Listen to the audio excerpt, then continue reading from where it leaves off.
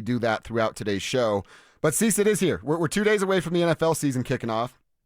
That's absolutely outstanding. I wanted to say this so people can start to think about it. Around 12:45 every day, I want people to start sending in some fantasy questions for lineups. That way we can take a couple minutes and you can help some folks out there with their lineup. So that'll be at 12:45 throughout this week to get you guys tuned up for that. But I can't wait for Thursday night. And then obviously comes Sunday afternoon with the Broncos and the Tennessee Titans. So you're going to go against a rookie quarterback, the number 1 overall pick in Cam Ward. Now, they have not had great success on the road or as you start. Can you say great success or my wife without doing it in the Borat voice? I don't think I can. Or sleeve of wizard. You can't say that either without Borat voice. I also you will never get this. You will never get this. King of the castle. King of the castle.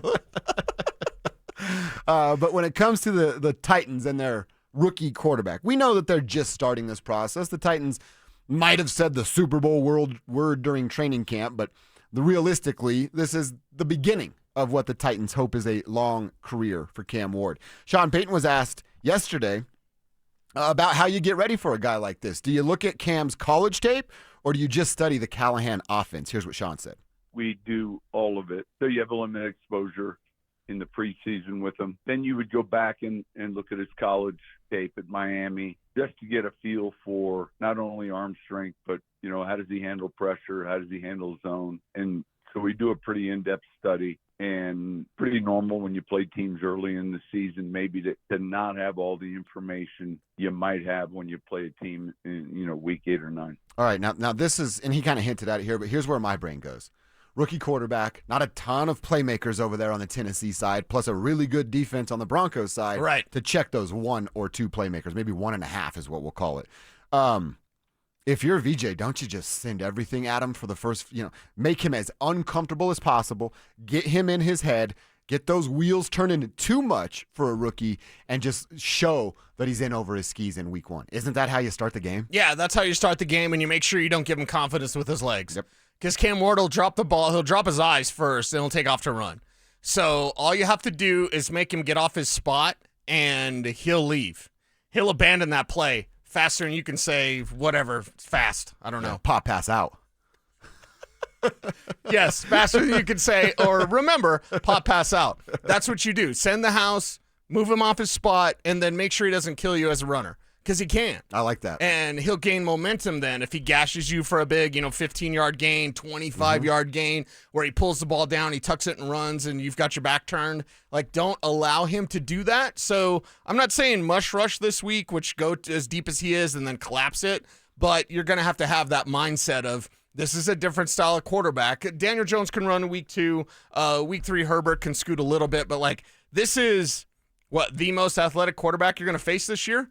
In terms of being dangerous as a runner, Jalen Hurts, perhaps, with the more veteran experience, but not perhaps the playmaker as a runner in terms of long runs that you can see with Cam Ward. So, yeah, send the house, but make sure to maintain your discipline there as well, because you can play defense by just getting in his head. Yep. As you mentioned. As long as you make sure that first read is taken away, which is probably going to be Calvin Ridley, which is PS2 versus Calvin Ridley. I know where my chips are going. Yeah, same. They're going on PS2. So once you get him off that spot, he'll panic and either check it down all day or he'll pull the ball down and run. It's a great point about the run, and you said it I said you get him overthinking. Yes. Well, we're all confident in Dre Greenlaw and Alex Singleton and their ability, and they're certainly not a rookie, right? This isn't going to be their first time seeing an athletic running type of quarterback. But then if there are some successful runs from Cam Ward, you know who starts second-guessing? Those linebackers, the second level.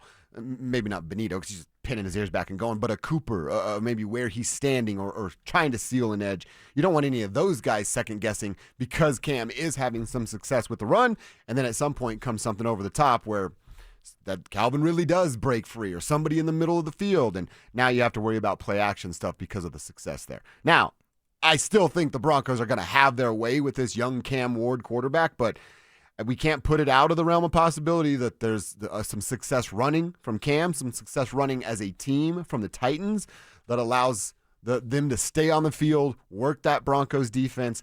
There is a possibility of it. I don't think any of us are going to pick that, but we can't just assume and overlook, I think, the way I was a few weeks ago about these Titans. Yeah, we can't assume and overlook because you're going to get tested with that rookie quarterback that runs like crazy.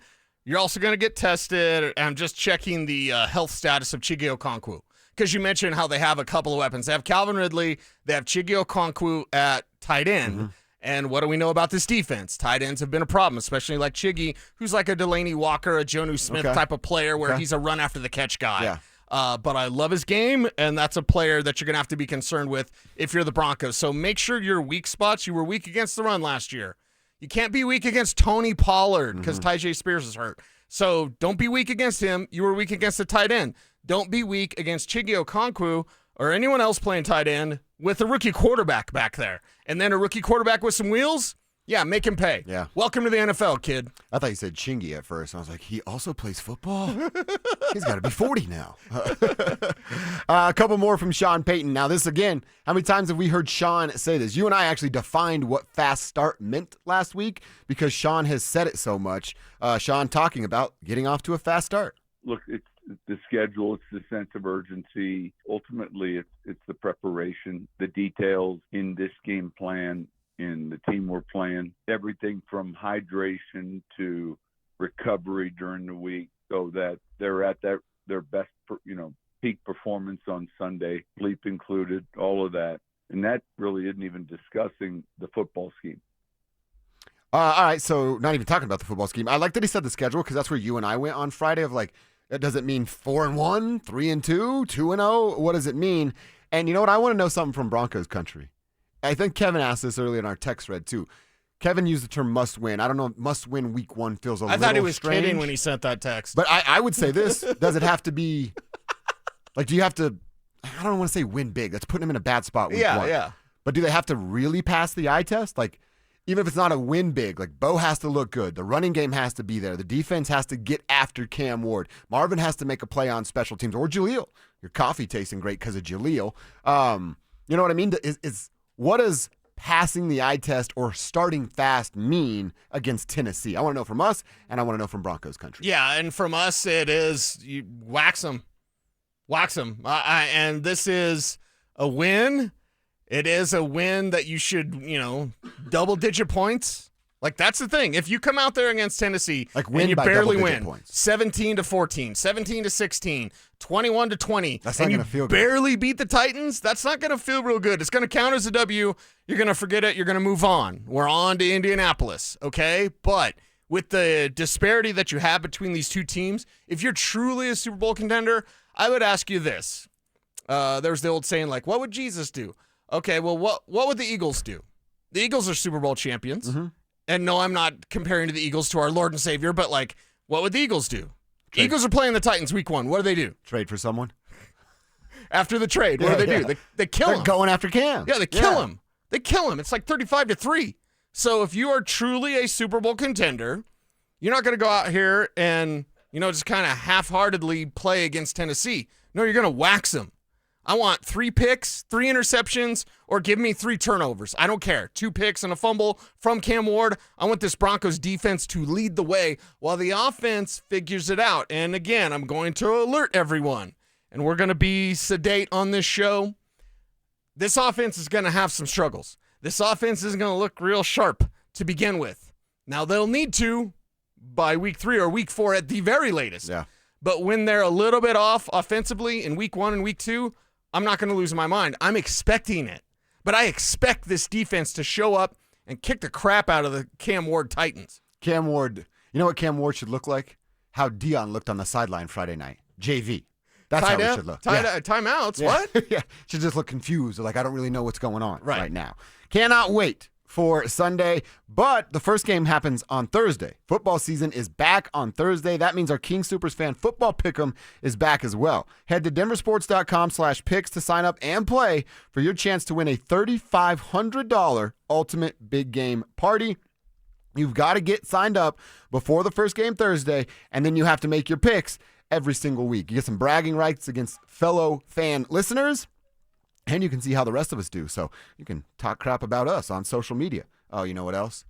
I was telling Kevin all morning. I signed up for TikTok over the weekend. I have no idea what I'm doing.